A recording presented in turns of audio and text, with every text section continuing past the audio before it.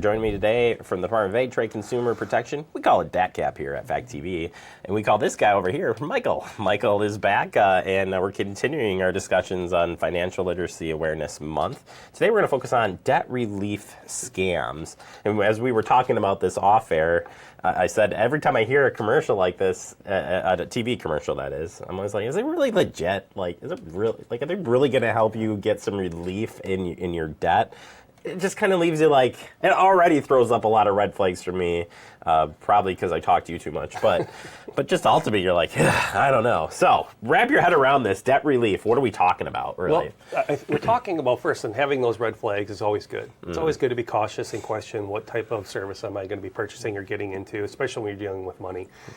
But not all debt relief companies, are scams. There certainly are a lot of reputable companies that provide a service that helps out, and debt can be one of those truly, truly devastating, both emotionally, of course, financially, and you carry it around and it ripples out. So there is a need for some of this debt consolidation to help make that a little bit easier. What we want to bring attention to are those scammers, are those companies that aren't reputable.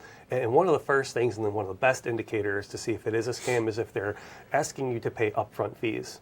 If they're telling you, hey, you need to pay any amount of money up front, not only is it illegal, but that's also telling you this is a scam because it's illegal. So you never want to do that. I did not know that they can't ask you up front for it. Correct. By law. Interesting. Ultimately, you, of course, may end up paying fees because they are providing you a service. But certainly it's after that service is provided, you see that tangible benefit, and then you pay the fee, but not up front. Don't share personal information. It seems tough, like you're going to have to sign at that one level when you pick out the company, but sharing personal information with unwanted. There it is. If someone's reaching out to you unexpectedly, whether it be through text message, phone call, a mail solicitation that you're interested in following up with, but if you weren't expecting it, especially those phone calls, because you have that live engagement. Yeah. Through the other ones, we certainly want you to think about what's going on, but you never want to share that account, even the account number. It's enough for them to, take it and manipulate it, and of course then that expands into further losses, but it's the unexpected part that you'd never want to share with. Along those lines, too, avoid anyone who gives you the guarantee. This is a new program, a new government program, Michael. It's great. Right. What they're going to do is they're going to emphasize their relationship with these government agencies and saying, hey, we have this, special relationship. Only you can work with us to get these benefits and programs, and that's never going to be the case. And the guarantee is also the part. When they guarantee up front, they don't have the full scope of maybe what all of your debt is or what your income is or all these other variables that will play a part in either participating or qualifying for those programs or the long-term payments that you're going to have to make. So another red flag when you hear that guarantee. I think that just starts on almost like all of the phishing the calls that there's new financial aid help here for you, and you're like, oh, come on. All right, get off that. All right, let's talk about finding real help. So we kind of identified these things, some of the red flags, so to speak. But if you really want help here, where would you say people should start? Well, first is start is the key word that I would key in, is making sure that you do it right away. Don't wait. Don't let those that debt build up, because of course it carries interest and it gets harder and harder to get out from underneath that. But start by calling your creditors, whether they be credit cards or your bank if you have a loan. Call them right away and explain what's going on. Oftentimes you'll find that they'll kind of rearrange or set up a payment program for you because they want you to stay afloat and making those payments as well. So there's that mutual interest. Reach out to them directly, see what you can set up.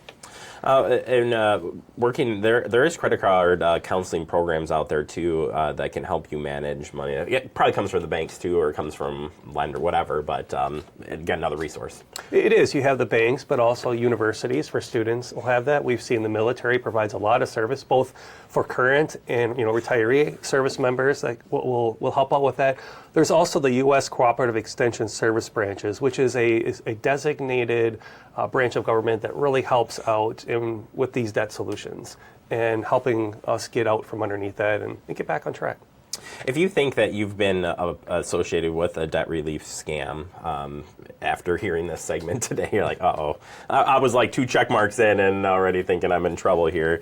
What would you say the best part to start is if you're like, oh man, or you're like questioning it, like, I'm not sure, Michael, that I did the right thing here?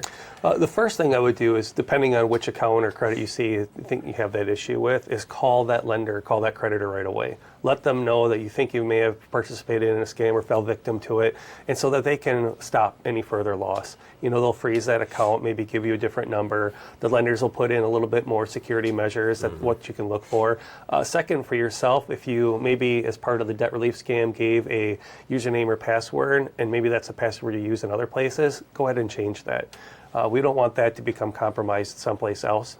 And then last, there's a new free tool that the government made permanent in your ability to check your credit report. You can now check it weekly for free. So check that, monitor it, take a look at what else might be going on so you can catch it before it gets too bad. Well, I'm going to suspect that there's a place, there's a number, there's a place, there's a website where all of this stuff lives that has been recently updated to even satisfy everybody's thirst for or craving for great information and protection and all of the stuff that we talk about. Where can we find that, Michael? Let me confirm that suspicion. There is a website, and that is datcp.wi.gov, or you can give us a call at 1-800-422-7128.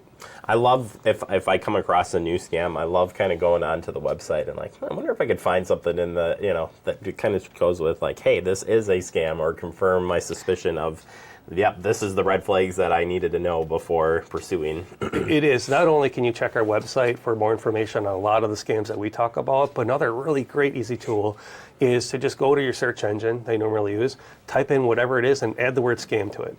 And you'll almost, because we know that people, if you get scammed or something goes wrong, they're going to want to tell someone about it. Darn right they are. They're mad. They are mad. So it's a great way to find out what else you can be looking for and what happens. All right, Michael, thank you so much for all the great information. Thanks, Jeremy.